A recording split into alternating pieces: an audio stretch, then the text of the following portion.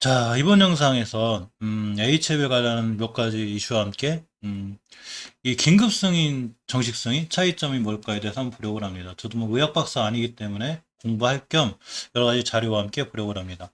오늘 29일이죠. 오늘 HLB에 이렇게 HLB, H생명과 HLB 촉각이 뭔 얘기냐면 줄줄이 금요일날 상한가도가 있고 넥스사이언스도 많이 올랐죠. 이 나노코박스 긴급 승인이 29일 논의된다고 합니다. 오늘이죠. 오늘 논의를 한다는 얘기인데, 자, 관련 기사는 제가 이렇게 영상, 동영상 설명란에 다 링크 걸어 드릴 거고요. 아침에 살펴본 넥스트 사이언스 시간의 상한가, 뭐 이렇게 나눠진 이슈, 베트남 4차 유행에 관한 호치민 다 봉쇄됐죠. 이것도 전 영상, 전전 영상에 다 말씀드렸었고, 코로나19 대기업 대표 5명, 한 명이 자사주 매입을 했는데, 이것도 말씀드렸습니다. HLB 회장님이 수익률이 제일 작았었는데, 지금은 아마 수익률이 제일 크고, 앞으로도 커질 것 같다고 그랬죠.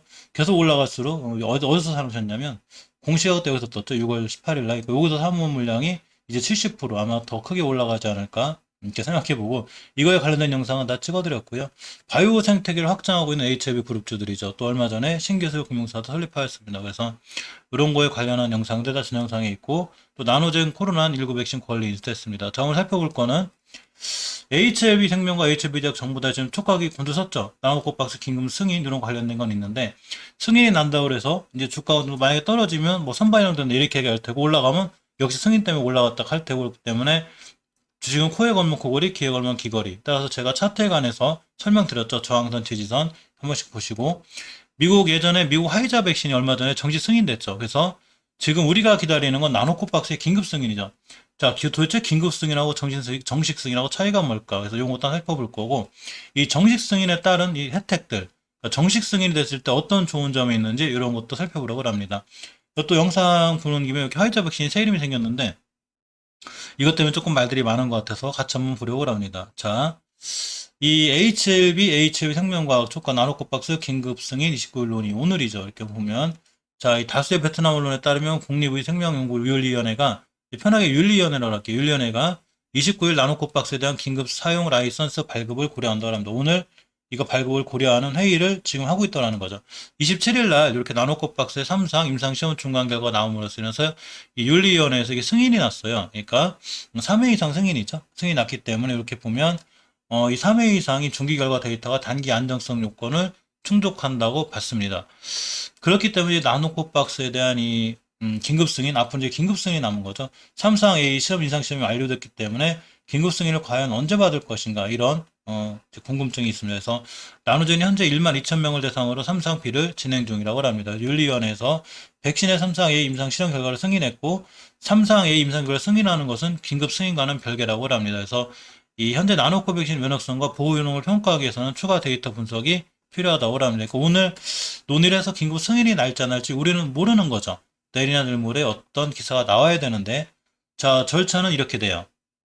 자, 이 3상, A 임상 이런 거에 대한 실험 승인 완료가 있었죠. 저렇게 나노코박스 3사 A 임상 실험 승인 완료가 있었습니다. 이렇게 현지 시간 나노코박스 백신의 임상 결과 승인했고 이 영상들은 아마 저뿐만이 아니라 HLB 찍으신 분이 원체 많아서 요즘 처음 영상을 보시는 분들은 생소할 수 있지만 전 영상 챙겨보면 되고 또 자주 보시는 분들은 아마 귀에 따갑도록 알 수 있을 거라 생각합니다. 자, 나노코 백신의 긴급 승인이 언제 이루어질 것인가 이제 이게 궁금한 거죠. 그래서 이 윤리연구위원회에서 승인이 이루어짐에 따랐는데 여기 따라서 이게 이제 앞으로 긴급 승인 단계를 밟게 될 것이라고 합니다. 그렇기 때문에 긴급 승인 절차가 궁금하죠. 어떻게 긴급 승인 절차를 받냐면 뭐 자세하게 나와 있거나 그렇게 되지는 않지만 베트남 보건부 산하의약품 등록번호 부여 자문위원회 이 자문위원회에서 지금 서류를 검토하고 있다. 그래서 서류를 검토한 다음에 의약품 등록증을 발급합니다. 그러면 베트남 보건부가 나노박스에 대해서 긴급 사용 승인 여부를 결정하죠. 긴급 사용 승인해 해도 돼 이렇게 하면서 지금 베트남 조금 다급하다고 그랬죠. 지금 많이 다국적 기업들도 투자하려다가 다 떠나고 있고 하루 확진자가 2만 명, 사망자가 거의 한 380명, 90명 이렇게 되고 있기 때문에 상당히 급합니다. 자, 이 긴급 승인과 정식 승인의 차이점 이렇게 설명드릴 건데 그 설명 전에 앞서서 화이자가 정식 승인됐죠. 이 정식 승인됐을 때 뭐가 좋냐면 자유롭게 백신 의무화가 확산이 되죠. 백신을 의무화할 수 있다는 거죠. 여기에 일리노이주가 들어왔습니다. 그러면서 이렇게 미국 식품의약과 FDA가 화이자의 신종 코로나 바이러스 감염제 백신을 정식 승인한 뒤 이를 의무화하는 지방 정부가 자 늘고 있다고 합니다. 또 하나 이렇게 이 접종 의무화가 됐기 때문에 효과가 좋죠. 자, 미국에서 처음으로 정식 승인을 받은 이 화이자가 미 당국은 큰 이정 프로그램의 백신 접종 의무화를 확대한다고 하죠. 자, 그러면 이 바이든 대통령까지 직접 나서서 이 백신의 안정성을 문제 삼았는데 정식 승인이 났기 때문에 사람들 향해서 백신 접종을 권유하기도 상당히 좋은 거죠. 정식 승인이 얼마나 강력하기 때문에 그런지 이까 살짝 살펴볼 거고. 자, 근데 우리 정식 승인 받은 화이자의 백신의 이름, 그러니까 화이자 백신도 이름 바꿀 수가 있어요. 긴급 승인에서 정식 승인이 되면 이름도 바꿔요. 좀 요상하다고 합니다. 뭐 이렇게 코미타니 뭐 이래가지고 약간 좀 이름이 대 실패작이라 관련 재밌는 기사들이 많아요. 무슨 뭐 아무튼 많아요. 뭐 저런 이름이 뭐가 있냐, 뭐 소련 이름이냐 많다 보니까 이 관련 뉴스 링크 걸어드릴 테니까 한번 재밌게 보시기 바랍니다.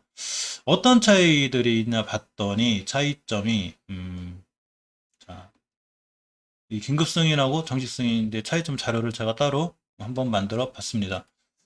이렇게 보시면 긴급 사용 승인 EUA, 정식 승인은 BLA라고 합니다. 긴급 승인의 절차 같은 경우에 되게 간략해 간소화할 수 있다는 얘기죠. 지금 베트남의 나노코박스를 절차를 간략하게 해서 긴급 승인 낼 수 있다는 얘기죠.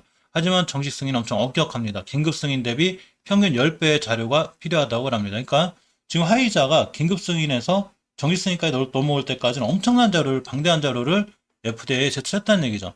자, 언제 허가가 가능하냐면 이 긴급 승인 같은 경우에 마땅한 다른 약물이 없을 때, 두 번째 기대 효과가 부작용인 것보다 클 때, 그만큼 베트남이 지금 다급한 거죠. 제가 베트남 다급하다고 영상 찍어드렸죠. 그러니까 이 일과일을 만족하면 허가를 내줍니다.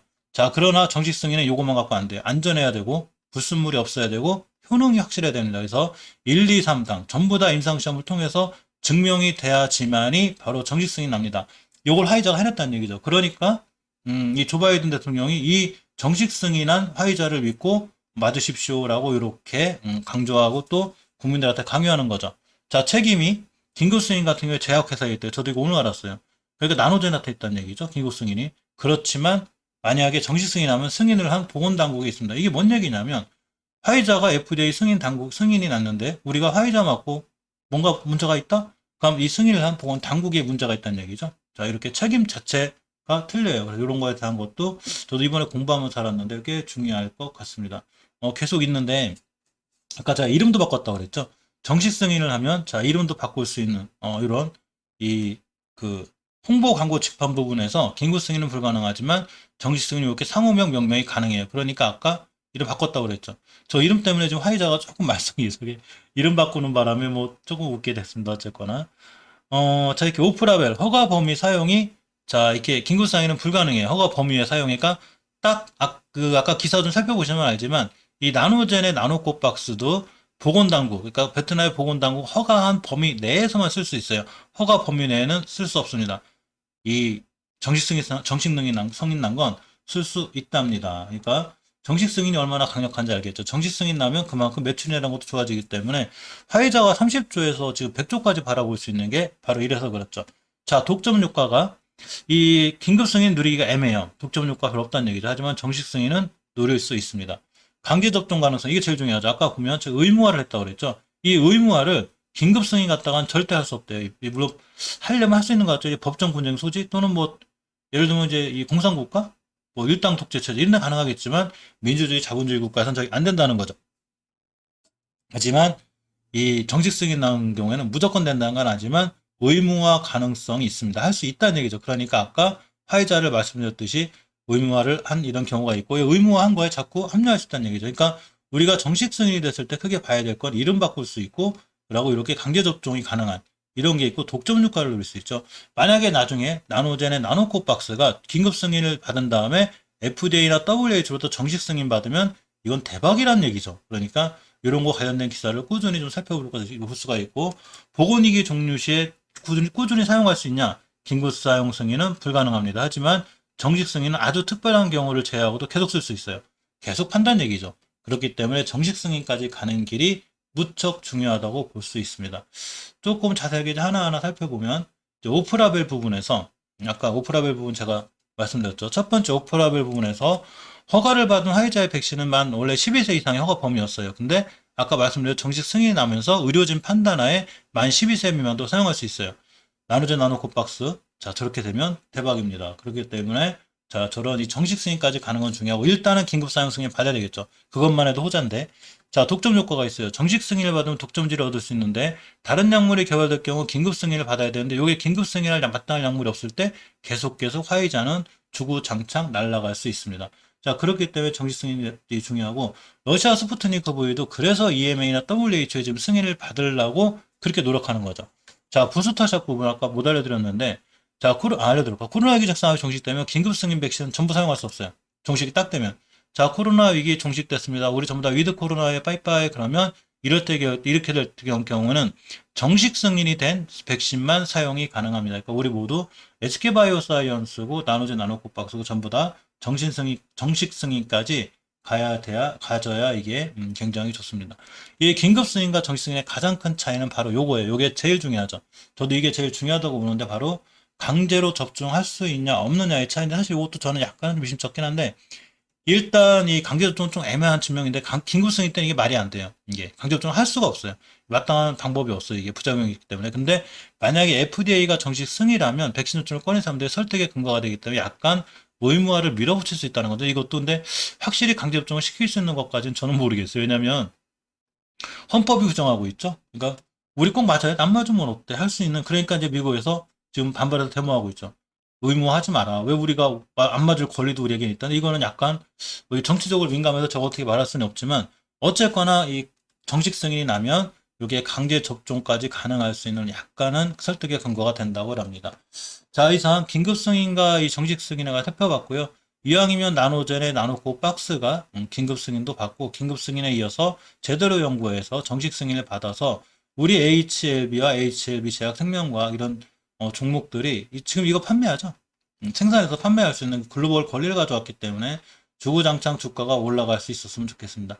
중요한 건 이렇게 되는 과정을 만약에 우리가 몰라도 저렇게 순서적으로 진행된다면 우리가 하지 말라고 그래도 저절로 주봉이나 이런 데서 절대 우수선 이탈하지 않고 추세를 잘 유지해서 나갈 거예요. 왜? 정보는 개인이 제일 느려요. 제일 느린데 저런 정보를 우리가 미리 알 수 있는 유일한 방법. 월봉이나 주봉에서 장기 추세가 일봉에서 추세가 깨져요. 커트감 뭐 일봉은 추세 보는 거 아니에요. 일봉은 내가 주식을 어디서 살 건가만 잡아주는 거고 장기적인 추세인 월봉이나 주봉에서 절대 추세가 깨지지 않아요. 왜?